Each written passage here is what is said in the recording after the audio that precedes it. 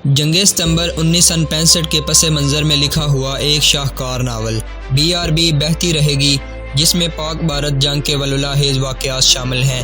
Novel शुरू करने से पहले आपसे गुजारिश है कि हमारे चैनल वर्ल्ड ऑफ नावल को सब्सक्राइब कीजिए और बेल आइकन को प्रेस कीजिए ताकि हर आने वाली वीडियो आप तक बआसानी पहुंच सके।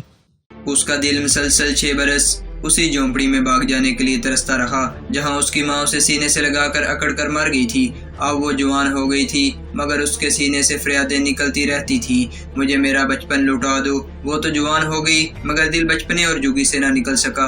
बर्तन धोते हाथ से छूट जाते थे और दूसरे चौथे रोज एक आध पिर्च प्याली या प्लेट टूट जाती थी। उससे जाने कैसी कैसी गालियां सुननी पड़ती थी और एक घर तो ऐसा था जहां 2-4 थप्पड़ भी पड़ जाते थे।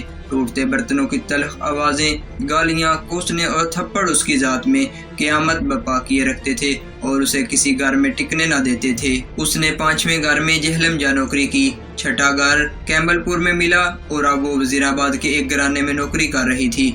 उसकी उम्र का 17वां बरस भी गुजर चला था लेकिन उसे जरा बर एहसास न था कि वो जवान हो गई है। उस पर बेरहम सा सकूत तारी रहता था, ऐसी खामोशी जैसे वो गूंगी और बहरी हो। उसने अब तक जितने घरों में नौकरी की थी वहाँ कोई जवान लड़का न था, ना उसे बाहर निकलना पड़ता था, घर के कामों में ही दिन गुजर जाया करता था। लेकिन वजीराबाद के इस घर में मुलाजिम हुई तो उस घर के जवान साल बेटे इकबाल ने दूसरे ही रोज फिल्मी मुकालमों की जुबान में उस पर हुस्न जवानी के राज फाश कर दिए। उसने 6 साल दुल्हनवानों की खिदमत की थी लेकिन रोटी कपड़े और बिस्तर के सिवा उसे कोई उजरत नहीं मिलती थी। वो तमाम गिराने एक दूसरे से मुख्तलिफ थे मगर जहनीत एक सी थी। वो सब टूटे हुए बर्तनों के पैसे काट लिया करते थे और यूं उसके महीने भर की उजरत 2 वक्त की रोटी और 2 कंबल रह जाती थी। फिर भी हाजरा मुतमिन थी कि लोग उसे भूखा नहीं रखते और रात बाहर नहीं निकाल देते। उस रोज वजीराबाद के इस घर में जो 8 साल इकबाल ने बावर्चीखाने में उसके साथ मुस्कुराकर आवारा लबो लहजे में बातें की तो हाजरा को पहली बार इल्म हुआ कि वो जवान हो गई है।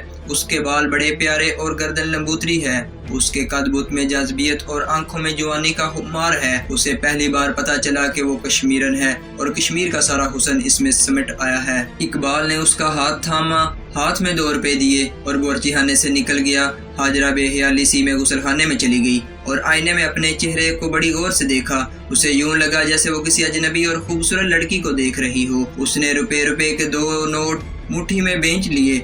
उसे इकबाल की बातें याद आने लगी। हाजरा, तुम नुकरानी नहीं मेरे दिल की रानी हो। तुमने अपनी जवानी और हुस्न को रोटी कपड़े पर बेच डाला है।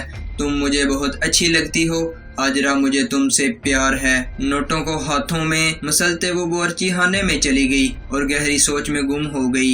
इकबाल की बातें उसे सुनाई दे रही थी। मुझे तुम बहुत अच्छी लगती हो हाजरा, मुझे तुमसे प्यार है। माँ बाप के मरने के बाद ये पहला इंसान था जिसके मुंह से उसने प्यार के 2 बोल सुने थे और बाहर की दुनिया की ये पहली आवाजें थी जिन्होंने उसकी जात के चुपचाप समंदर में लज्जत अगी तलातम बपा कर दिया था, वरना गिरदो पेश की अच्छी बुरी आवाजों से बेगाना रहा करती थी। उसे सुकून सा महसूस होने लगा, ऐसा सुकून जिसका जायका उसने जुगी में चखा था जहां उसकी माँ और बाप ठठर कर मर गए थे। उसके होंठों से सुकून और मुसर्रत की आ निकल गई। उसके दिल से आवाज उठी, इकबाल बहुत प्यारा आदमी है। उसने मुट्ठी में जकड़े हुए 2 रुपए देखे तो उसे तल्ख सा ख्याल आया, इकबाल ने मुझे प्यार की कीमत दी है 2 रुपए। वो चौंक उठी और अपने आप से कहने लगी, कीमत? प्यार की भला कीमत होती है? नहीं, मैं इकबाल को ये रुपए वापस कर दूंगी, मैं प्यार की कीमत नहीं लूंगी।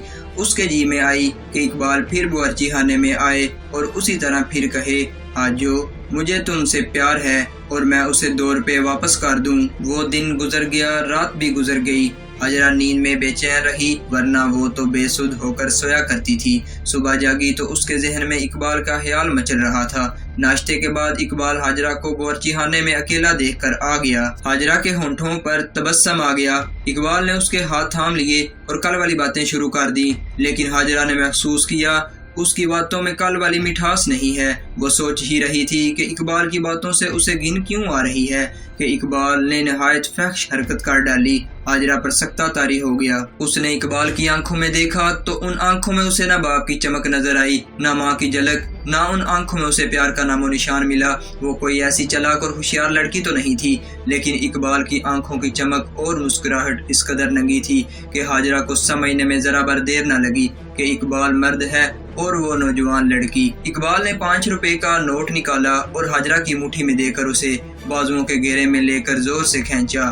حاجرہ تڑپ اٹھی اور اس کے بازوؤں سے نکلنے لگی۔ اقبال کا ہاتھ اس کے سینے پر جا پڑا۔ میں رنڈی تو نہیں صاحب جی، حاجرہ تلخ سا گونج نکل کے بولی۔ تم نے پھر اس طرح کیا تو میں بی بی جی سے کہہ دوں گی۔ اس نے 5 کا نوٹ اقبال کی طرف پھینک دیا اور اپنا ہزار بند کے ساتھ بندھے ہوئے کل والے 2 روپے کھول کر 5 کے نوٹ کے قریب پھینک دیے اور باہر نکل گئی۔ اس کے سینے پر منو وزنی سل آ گری تھی جسے وہ کہیں پھینک دینا چاہتی تھی۔ اقبال اس دھمکی سے ڈر جانے والا نہیں تھا کہ میں بی بی جی سے کہہ دوں گی۔ لاہور کے جس کالج میں وہ پڑھتا تھا وہاں ایسی دھمکیاں اسے آئے روز ملا کرتی تھی۔